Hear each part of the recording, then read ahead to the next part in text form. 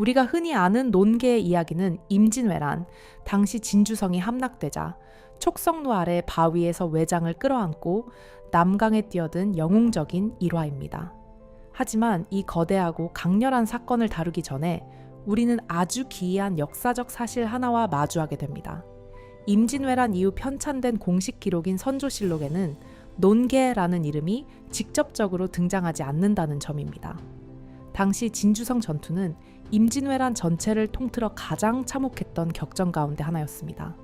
특히 1593년 벌어진 제2차 진주성 전투에서는 조정의 지원이 거의 끊긴 상태에서 성안의 군사와 백성들이 압도적인 왜군에 맞서 끝까지 항전했다고 전해집니다. 결국 성이 함락된 뒤에는 대규모 희생이 벌어졌고 진주성과 남강 일대는 참혹한 피비린내로 뒤덮였습니다.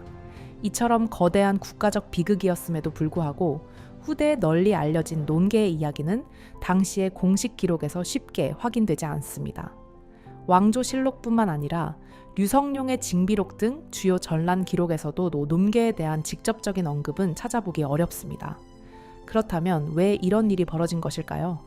그 실마리는 왜란이 끝난 지 약 30년 뒤인 1621년 문신 유몽인이 편찬한 야담집 어우야담에서 등장합니다.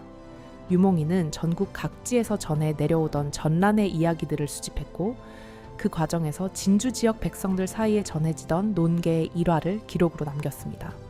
이것이 현재 확인되는 가장 이른 시기에 논개 관련 문헌 기록 가운데 하나로 여겨집니다. 어우야담 속 논개의 이야기는 매우 인상적입니다. 기록에 따르면 논개는 진주의 관, 기록, 왜군이 촉성로에서 승전 연회를 벌이던 날 화려한 옷차림으로 외장을 유인한 뒤 남강으로 몸을 던져 함께 죽었다고 전해집니다. 그리고 백성들은 훗날 그 바위를 의로운 기생의 바위라는 뜻에서 의암 혹은 의기암이라 불렀다고 합니다. 만약 유몽인의 기록이 남아있지 않았다면 논개의 이름은 오랫동안 역사 속에서 희미하게 사라졌을 가능성도 있었습니다. 그렇다면 왜 조선 조정의 공식 기록에서는 논개의 존재가 거의 드러나지 않았던 것일까요? 일부 역사학자들은 당시의 엄격한 신분 질서와 유교적 가치관이 영향을 미쳤을 가능성을 제기합니다. 논개가 실제로 관기였을 경우 천민 출신 여성의 행동을 국가 차원의 공식 서사로 적극 기록하는데 한계가 있었을 수 있다는 것입니다. 또한 임진왜란 이후 조선 사회가 전쟁의 상처와 패배의 기억 속에 혼란을 겪던 상황 역시 영향을 미쳤을 가능성이 있습니다. 다만 이것이 의도적인 삭제였는지 혹은 단순히 기록 과정에서 배제된 것인지는 지금도 명확하게 단정하기 어렵습니다. 이처럼 논개의 이야기는 처음부터 화려한 영웅담으로 시작된 것이 아니었습니다. 오히려 공식 역사 바깥에서 진주 지역 백성들의 기억과 구전을 통해 오랫동안 살아남은 이야기였습니다. 그렇다면 사람들의 기억 속에 남은 논개는 정말 단순한 관계였을까요? 아니면 그녀의 출신과 투신의 배경에는 우리가 아직 알지 못하는 또 다른 이야기가 숨겨져 있었던 걸까요? 공식 기록 속에서 거의 보이지 않았던 논개의 이름이 야사를 통해 세상에 알려지자 후대 조선 사회에서는 그녀의 정체를 둘러싼 거대한 논쟁이 벌어지게 됩니다. 가장 핵심적인 쟁점은 바로 논개의 실제 신분이 무엇이었느냐는 점이었습니다. 현재 확인되는 가장 이른 시기의 기록인 유몽인의 어우야담에서 논개는 진주의 관기, 즉 관에 속한 기생으로 등장합니다. 전란의 한복판에서 목숨을 던져 외장에게 맞섰다는 이야기는 당시 사람들에게 강렬한 인상을 남겼습니다. 하지만 시간이 흐른 뒤 특히 조선 후기 들어 전라도 장수 지역을 중심으로 완전히 다른 계통의 설화와 기록들이 등장하기 시작합니다. 18세기부터 19세기에 편찬된 호남저르록이나 지역 문중 기록들에서는 논개를 단순한 관기가 아니라 본래 양반가 출신의 여인으로 묘사하기 시작한 것입니다. 이 기록들에 따르면 논개는 본래 성이 주씨였으며 전라도 장수에서 태어난 양가집 규수였다고 전해집니다. 또 어린 시절 집안의 몰락과 친족 간 갈등 속에서 힘든 삶을 겪었고 이후 의병장 최경회와 인연을 맺게 되었다는 이야기까지 덧붙여집니다. 일부 설화에서는 논개가 최경회의 후실이 되었고 진주성이 함락된 뒤 남편의 원수를 갚기 위해 외장을 끌어안고 남강에 투신했다고 전하기도 합니다. 문제는 이 두 기록이 서로 완전히 다른 방향을 가리킨다는 점입니다. 하나는 진주의 관기였다는 기록이고 다른 하나는 장수 출신 양반가 여성이자 최경회의 아내였다는 이야기입니다. 현대 역사학계에서는 일반적으로 기록 시기가 더 이른 어우야담의 내용을 상대적으로 원형에 가까운 전승으로 보는 경우가 많습니다. 반면 후대에 등장한 양반가 출신 설화는 조선 후기의 성리학적 가치관 속에서 논개의 이미지를 새롭게 재해석한 결과일 가능성이 있다는 분석도 존재합니다. 당시 조선 사회에서는 신분 질서와 유교적 윤리가 매우 강하게 작동하고 있었습니다. 때문에 관기 출신 여성이 국가적 영웅으로 추앙받는 상황을 부담스럽게 여긴 분위기가 있었을 가능성도 제기됩니다. 이런 과정 속에서 논개를 의병장의 아내 혹은 정절을 지킨 열녀의 이미지로 재구성하려 했다는 해석이 나오는 것입니다. 물론 이것이 모두 의도적인 조작이었다고 단정할 수는 없습니다. 실제 역사와 지역 전승, 후대의 미화가 오랜 시간 섞이며 현재의 논개 서사가 만들어졌을 가능성도 충분히 존재합니다. 하지만 한 가지 분명한 사실은 있습니다. 논개에 대한 기록이 어떤 형태로 남아있든 그녀의 이야기가 진주성 함락이라는 참혹한 비극과 깊게 연결되어 있다는 점입니다. 수많은 백성과 군사들이 목숨을 잃고 도시 전체가 피로 물들었던 그 전쟁의 한복판에서 논개라는 이름은 오랫동안 사람들의 기억 속에 강렬한 상징으로 살아남았습니다. 그리고 그녀는 결국 화려한 기생의 옷차림 뒤에 분노와 결의를 숨긴 채 왜군들이 술잔을 기울이던 촉성루의 잔치 자리로 걸어 들어가게 됩니다.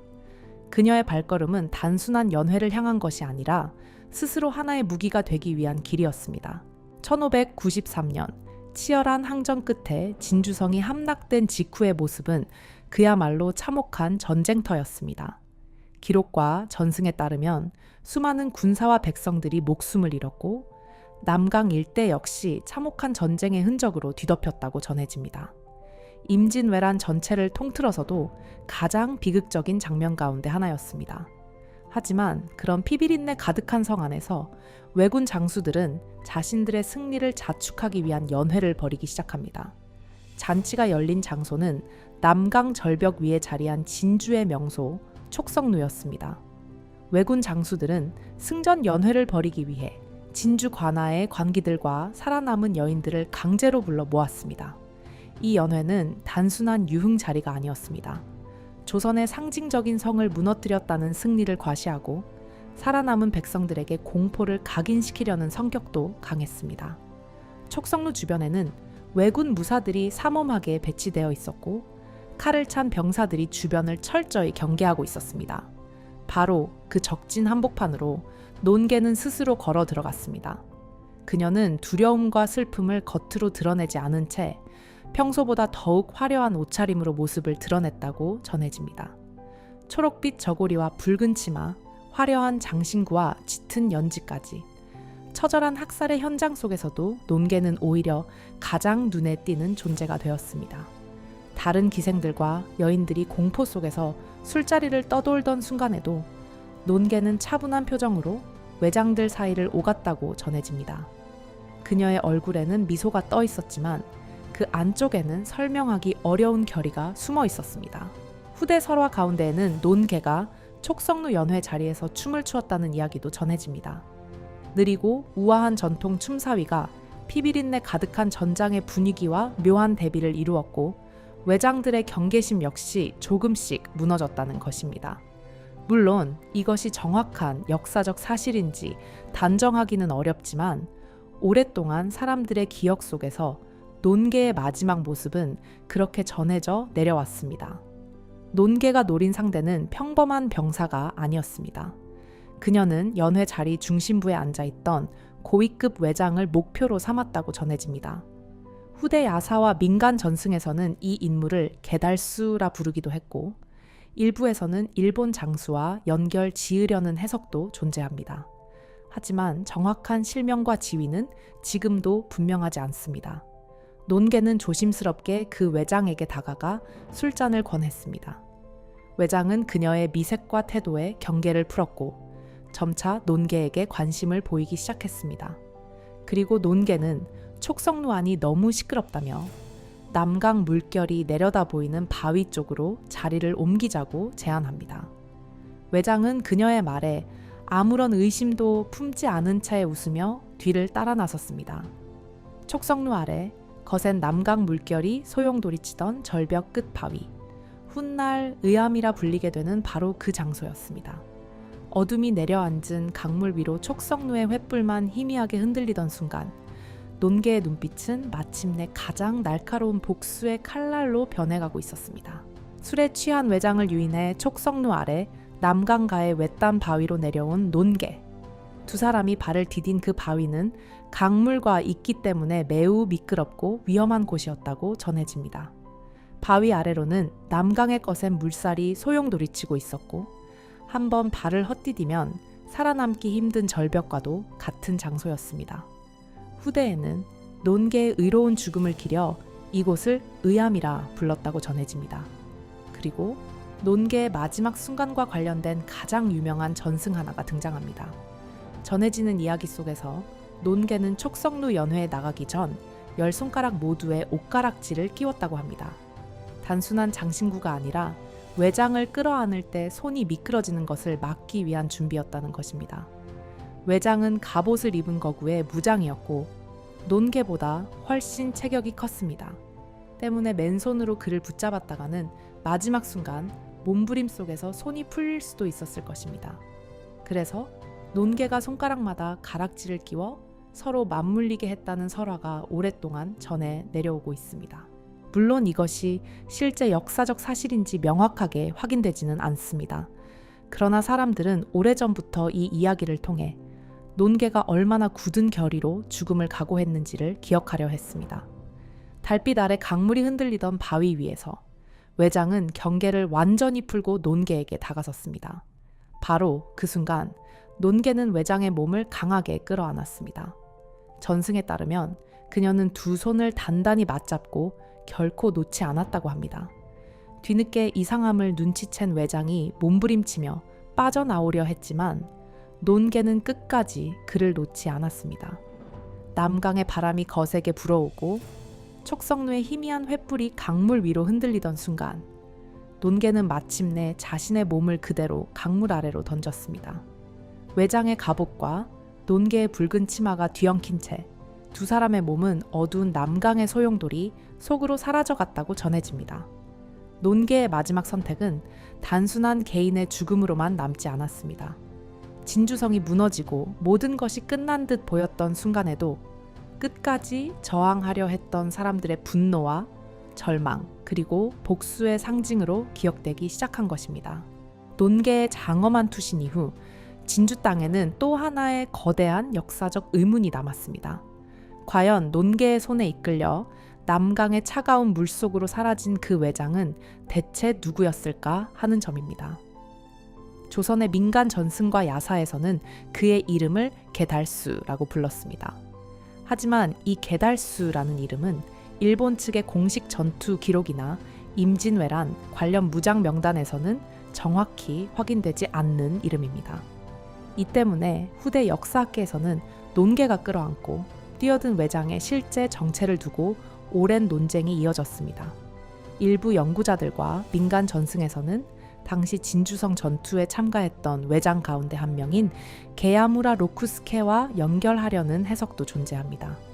일본 측 기록에 등장하는 게야무라 로쿠스케는 뛰어난 무예로 이름을 알린 무장으로 전해지며 후대 일본 설화 속에서는 괴력의 무사처럼 묘사되기도 합니다. 다만 여기서 중요한 것은 게달수와 게야무라 로쿠스케를 동일 인물로 단정할 수 있는 결정적 사료는 현재까지 발견되지 않았다는 점입니다.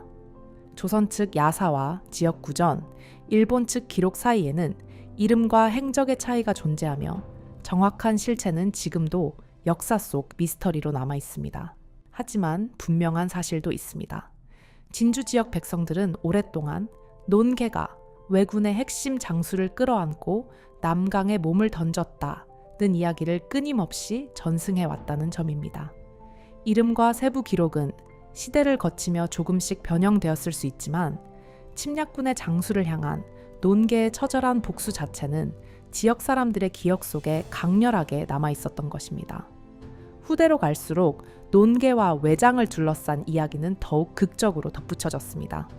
어떤 전승에서는 외장이 진주성 함락 직후 승리에 도취된 거만한 무장이었다고 묘사되었고, 또 다른 이야기에서는 일본 측이 그의 죽음을 수치스럽게 여겨 기록을 축소하거나 다르게 전했다는 설도 등장합니다. 그러나 이러한 내용들 가운데 상당수는 후대 민간 설화와 구전이 섞여 있기 때문에 역사적 사실과 상징적 해석을 구분해서 바라볼 필요가 있습니다. 결국 논개의 이야기가 지금까지 살아남은 이유는 외장의 정확한 이름 때문이 아니었습니다. 당시 조선 사회에서 낮은 신분으로 취급받던 한 여인, 나라가 무너지고 모든 질서가 붕괴한 전쟁의 한복판에서 스스로 죽음을 선택하며 적장에게 맞섰다는 사실 자체가 사람들의 기억 속에 깊이 각인되었기 때문입니다. 논개는 단순히 한 명의 왜군 장수를 죽인 존재로만 기억되지 않습니다. 그녀는 진주성 함락이라는 절망적인 패배 속에서도 끝까지 꺾이지 않았던 조선 민중의 분노와 저항 의지를 상징하는 인물로 남게 되었습니다. 그리고 남강의 거센 물살 속으로 사라진 그 순간은 훗날까지도 진주 사람들의 기억 속에서 가장 뜨겁고 비극적인 장면으로 전해지게 됩니다. 남강의 차가운 물속으로 외장과 함께 사라진 논개. 그녀의 죽음은 당대에는 크게 기록되지 못했지만 시간이 흐를수록 진주 백성들의 기억 속에서 더욱 강렬한 이야기로 살아남기 시작했습니다. 그리고 외란이 끝난 지 100여 년이 지난 조선 후기에 이르러서야 조선 조정 역시 논개의 존재를 점차 공식적으로 기리기 시작합니다. 하지만 후대로 갈수록 조선 후기 성리학 질서 속에서 점차 열녀와 의기의 상징으로 재해석되기 시작했습니다. 1721년 경상도 우병사로 부임한 최진화는 진주 백성들의 상소를 받아들여 조정에 건의를 올립니다. 나라를 위해 목숨을 바친 여인의 의로운 행동을 더 이상 묻어둘 수 없으니 국가가 사당을 세워 제사를 지내야 한다는 내용이었습니다. 이후 촉성루 근처에는 영정을 모신 사당인 의기사가 세워졌고 논개는 비로소 국가 차원의 추모 대상이 되었습니다. 오랫동안 민간의 기억 속에만 남아있던 이름이 공식 역사 공간 안으로 들어온 순간이었습니다. 하지만 이 과정에서 논개의 이야기는 조금씩 새로운 의미를 더씹게 됩니다. 초기 야사와 구전 속 논개는 침략자에 맞서 목숨을 던진 저항의 인물에 가까웠습니다. 그러나 조선 후기 유교 사회 속에서 그녀는 점차 충절과 정절을 상징하는 열녀의 이미지로 해석되기 시작했습니다.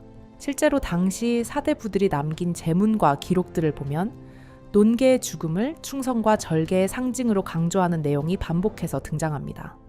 특히 낮은 신분의 여인조차 나라를 위해 절개를 지켰다는 식의 해석이 덧붙으며 논개의 이야기를 유교적 충절과 정절의 상징으로 바라보려는 분위기가 강해졌습니다.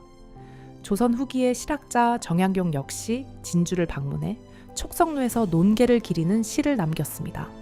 그는 논개의 충절을 높이 평가하면서 당시 사회 분위기 속에서 그녀의 의로운 행동이 오래 기억되어야 한다고 강조했습니다.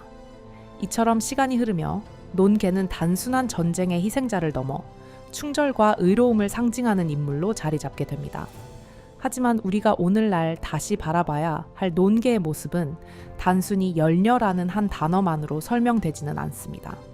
그녀는 나라가 무너지고 모든 질서가 붕괴한 전쟁의 한복판에서 끝내 침략자에게 굴복하지 않았던 한 인간의 저항을 상징하는 인물이었습니다. 신분과 시대의 한계를 넘어 자신의 방식으로 마지막 선택을 내렸던 여인이었던 것입니다. 남강의 거센 물결은 지금도 촉성루 의암 아래를 흐르고 있습니다. 공식 기록에서는 오랫동안 작은 이름으로 남겨졌지만 진주 사람들의 기억 속에서 살아남아 끝내 역사 속 상징이 된 여인, 논개. 그리고 그녀가 남긴 마지막 선택은 지금까지도 패배 속에서 끝내 꺼지지 않았던 저항의 상징으로 기억되고 있습니다.